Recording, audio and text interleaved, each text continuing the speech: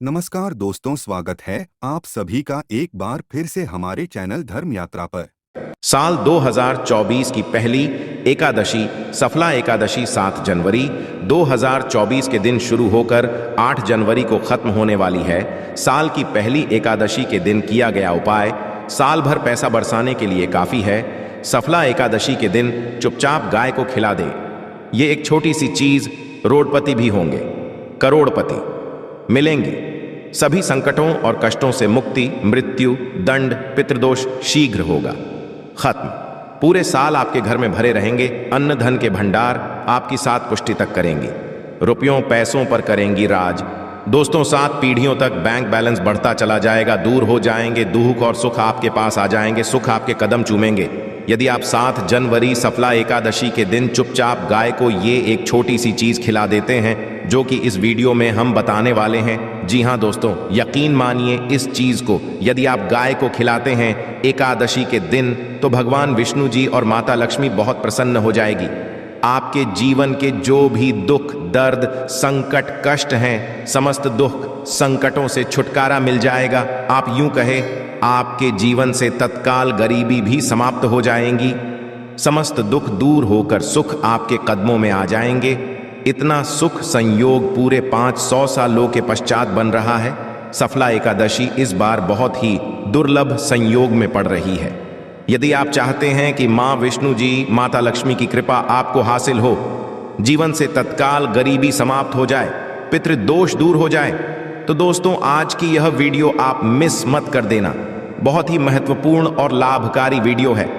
पूरे 500 वर्षों के पश्चात सफला एकादशी के दिन इस बार ऐसा शुभ संयोग बन रहा है जिसमें आपके समस्त दुख, दर्द, संकट दूर हो जाएगा मात्र ये एक चीज खिलाने से गाय को। तो दोस्तों, आखिर वह कौन सी खास चीज है, इस वीडियो के माध्यम से वही बताएंगे। पूरा वीडियो देखना, बहुत ही महत्वपूर्ण वीडियो है, आपके लिए लाभकारी वीडियो है। दोस्तों, वीडियो शुरू करने से पहले आप सबसे तो आपसे रिक्वेस्ट करते हैं भगवान विष्णु जी और माता लक्ष्मी के सच्चे भक्त वीडियो को लाइक कर देना और सच्चे दिल से कमेंट्स बॉक्स में जय श्री विष्णु, जय महालक्ष्मी, जय गौ माता अवश्य, जैसे आपकी समस्त मनोकामनाएं पूर्ण हो जाएं। और ज्यादा से ज्यादा वीडियो को अपने दोस्तों में शेयर अवश्य करना। दोस्तों, आपको बताना चाहेंगे कि हिंदू धर्म में का बड़ा महत्व होता है। साल में कुल 24 एकादशी पड़ती है, यानी हर महीने 2 एकादशी पड़ती है और फल की प्राप्ति भी होती है और समस्त पापों से उनको मुक्ति मिल जाती है। और दोस्तों, आपको बता दें, इस दिन आपको भगवान विष्णु जी के साथ माता लक्ष्मी की भी पूजा अर्चना अवश्य करनी है। या दोस्तों, इस दिन विधि विधान से भगवान विष्णु जी, माता लक्ष्मी की पूजा करें। मंदिर और पूजा स्थल को साफ कर आपको भगवान विष्णु जी, माता लक्ष्मी की मूर्ति को स्थापित करना चाहिए। इसके पश्चात उन पूजा विधि अनुसार पूजा करें, व्रत का संकल्प लें और विष्णु जी और माता लक्ष्मी को नमस्कार करें। भगवान विष्णु, माता लक्ष्मी की पूजा में आपको फूल, नारियल, सुपारी, फल, लौंग, अगरबत्ती, घी, पंचामृत, भोग, तेल का दल और दाल, चंद्र जरूर रखने चाहिए। आपको पूजा करें और विधि विधान से भगवान विष्णु जी, माता लक्ष्मी की आरती करें। व्रत कथा जरूर पढ़ें और अगले दिन व्रत का पारण जरूर करें। द्वादशी के दिन को भोजन कराएं। यथाशक्ति सामर्थ्य के अनुसार अन्न, धन, वस्त्र का दान करें। यदि आप ऐसा करते हैं तो भगवान विष्णु जी, माता लक्ष्मी प्रसन्न होकर आपकी समस्त मनोकामना को पूर्ण कर देते हैं। और अब बात करें कि इससे जुड़े कौन कौन से उपाय आपको सफला एकादशी के दिन जरूर करनी चाहिए, या कोई भी एकादशी जरूर करनी चाहिए जिससे समस्त दुख, दर्द, संकट दूर हो जाते हैं।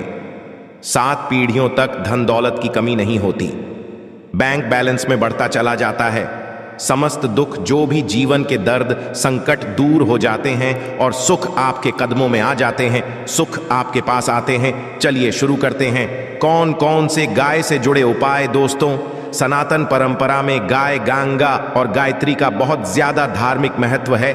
मान्यता है कि माता के पर 33 कोटि देवी देवताओं का वास होता है। गौ माता की सेवा एवं पूजा करने वाले जातक पर इन सभी देवी की कृपा बरसती है। गौ सेवा से न सिर्फ इस जन्म के बल्कि पूर्व जन्म के भी दोष दूर हो जाते हैं।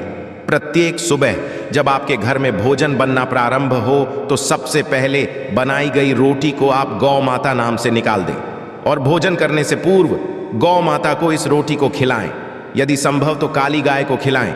यदि काली गाय ना मिले तो सफेद गाय को भी आप खिला सकते हैं। प्रत्येक पूजा और मांगलिक कार्य में गौ माता या से जुड़ी चीजें जैसे गाय का गोबर, गौमूत्र, गाय का दूध अथवा गाय के दूध से बना घी जरूर शामिल करें। इससे आपको की प्राप्ति होगी। सनातन परंपरा के अनुसार जिस गाय होती है उस घर से जुड़े सभी वास्तु दोष समाप्त हो जाते हैं। किसी भी पूजा में गाय से हासिल पंचमय युक्त पदार्थ का उपयोग अवश्य शामिल करें, क्योंकि पंचम के बिना कोई भी पूजा पाठ और हवन सफल नहीं होता।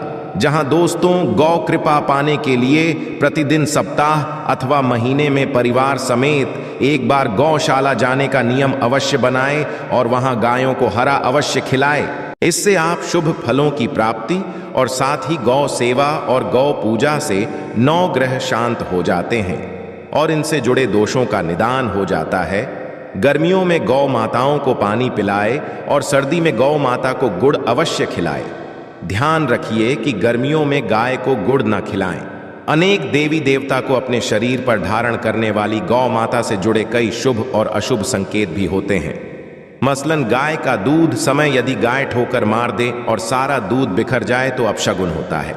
यदि कोई निकल रहा हो और गाय अपने बछड़े को दूध पिलाती सामने आ जाए तो निश्चित रूप से जिस यात्रा के लिए आप निकले हैं वह यात्रा आपके लिए अवश्य ही सफल होगी और वह काम जिसके लिए आप निकले हैं वह अवश्य ही पूर्ण होगा। यात्रा पर समय बाईं ओर गाय की आना और रात्रि में गाय की हुंकार करना भी शुभ होता है। दोस्तों साथ ही साथ गाय के साथ आप भूलकर भी यह काम ना करें, अन्यथा मिलता है घोर पाप और जीवन भर की परेशानियां। जी हां दोस्तों, गाय को राष्ट्रीय पशु बनाए जाने और इन्हें मौलिक अधिकार दिए जाने की बात है तो सवाल उठता है कि गाय जब भारतीय संस्कृति का अहम हिस्सा है तभी गाय के साथ लोग खराब व्यवहार कैसे कर लेते हैं। गाय दर दर रहती है, भर पेट इन्हें चारा तक लोग नहीं देते। गाय जब तक दूध देती रहती है तो उनकी सेवा होती है और जैसे ही दूध देना बंद कर देती है तो लोग इन्हें किस्मत पर छोड़ देते हैं सड़कों पर और गलियों में भटकने के लिए। ऐसे में जीवों को कोई डंडे से मारता है तो कोई उन पर पानी डाल देता है। कभी वाहनों से इन्हें ठोकर लग जाती है तो बीमार होकर बेचारी ये गाय दम तोड़ देती है। ऐसे में जरूरत है इन बातों को कि गाय को लेकर मैं क्या कहा गया है, गाय के साथ आपको कैसा व्यवहार करना चाहिए। क्या दोस्तों, गाय को कभी भी मारना पीटना नहीं चाहिए। शास्त्रों में गाय को माता का दर्जा दिया गया है। गाय को पीटने वाला माता को मारने पीटने वाले के समान पाप का भागी माना जाता है। ऐसे घरों को लोक में वर्षों तक कष्ट भोगना पड़ता है, अगले जन्म पशु में मिलता है। कथा है कि गौतम मुनि ने गलती से गाय को डंडा मार दिया जिससे गाय की मृत्यु हो गई थी और इस पाप से के लिए इन्हें वर्षों तक तपस्या करनी पड़ी। भगवान श्री कृष्ण जी ने बैल स्वरूप में आए वृद्धासुर का वध कर दिया था, जिससे मुक्ति के लिए भगवान श्री कृष्ण को संपूर्ण तीर्थों को एक कुंड में बुलाना पड़ा और इस कुंड में नाम से वह पाप मुक्त हो गए थे। साथ ही साथ जो लोग पानी पी रहे को भगाते वे घोर पापी के भागी बनकर कुत्ते भोगते हैं, ऐसा पुराणों में बताया गया है। जबकि जो लोग गाय के लिए प्याऊ और चारागृह बनवाते हैं वो महा होते। ऐसे लोग घोर पाप से मुक्त होकर स्वर्ग पा जाते हैं और बड़े ही धनवान कुंड में जन्म लेकर सुख भोगते हैं। और साथ ही साथ आराम कर रही गाय को कष्ट देकर कभी भी उठाना नहीं चाहिए। कहते हैं कि जिस स्थान पर गाय बैठी है वहां से नकारात्मक ऊर्जा समाप्त जाती है। गाय के बैठने की जगह को जो लोग नियमित साफ रखते हैं वे पूर्व जन्म में किए गए जाने अनजाने में पापों से मुक्ति हो जाते हैं और गोलोक में आते हैं। गाय को डंडा मारकर उठाना, पानी डालकर उठाने से मनुष्य पाप का भागी है और अगले जन्म में उसे दर दर भटकना पड़ता है। और साथ ही साथ शास्त्रों में बताया गया है कि गाय का दूध उसके बछड़े के लिए होता है। गाय के बछड़े से हुआ दूध ही मनुष्य को लेना चाहिए। कुछ लोग एक बार गाय को दोहू लेने के पश्चात फिर से बछड़े के लिए बचा हुआ दूध भी धो लेते हैं। ऐसा करना घोर पाप कहा जाता है। ऐसे दूध को दोहाने वाला और ग्रहण करने वाला दोनों ही पाप के भागी बन जाते हैं। दोस्तों साथ ही साथ शास्त्रों में कहा गया है कि गोवंश यानी गाय और बैल के नहीं बैठना चाहिए। इनके पीठ पर बैठने महापाप लगता है। ऐसे लोगों की यातना भोगनी पड़ती है। एकमात्र महादेव के उत्पन्न नंदी ही गोवंशी है। जिस पर स्वयं महादेव और महादेवी सवारी करती है, क्योंकि नंदी ने स्वयं अपनी इच्छा से महादेव की सवारी बनना स्वीकार किया था। और साथ साथ शास्त्रों में गाय के दान को बहुत ही महत्व दिया गया है, परंतु ऐसी गाय का दान कभी नहीं करना चाहिए जो बूढ़ी और बीमार हो। कठोपनिषंदेह में नाचिकेता की कथा भी इस संदर्भ में है कि जिस नाचिकेता ने पिता द्वारा बूढ़ी गाय को दान करने पर जताई, दूध देने वाली और बछड़े सहित जो लोग गाय का दान करते हैं महान पुण्य को हासिल करके स्वर्ग में स्थान पाते हैं। दोस्तों, साथ ही साथ सूर्य मंगल या शुक्र की युति राहु से हो तो पितृदोष होता है।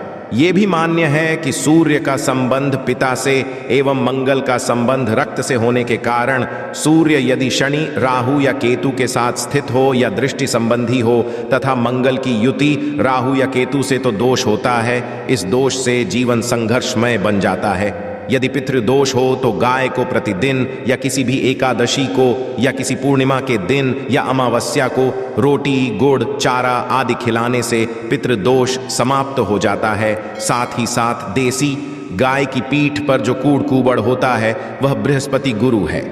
अतः जन्म पत्री में यदि बृहस्पति अपनी नीच राशि मकर में हो, सफल होगी। और साथ ही साथ ये संकेत भी जाने, यदि आप यात्रा पर और सामने आपके गाय पड़ जाएं अथवा अपने बछड़े को दूध पिलाती हुई सामने गाय दिखाई दे जाए तो समझ जाना कि वह यात्रा आपके लिए अवश्य ही सफल होगी। और साथ ही साथ घर में गाय होती है उसमें वास्तु दोष स्वतः ही समाप्त हो जाता है।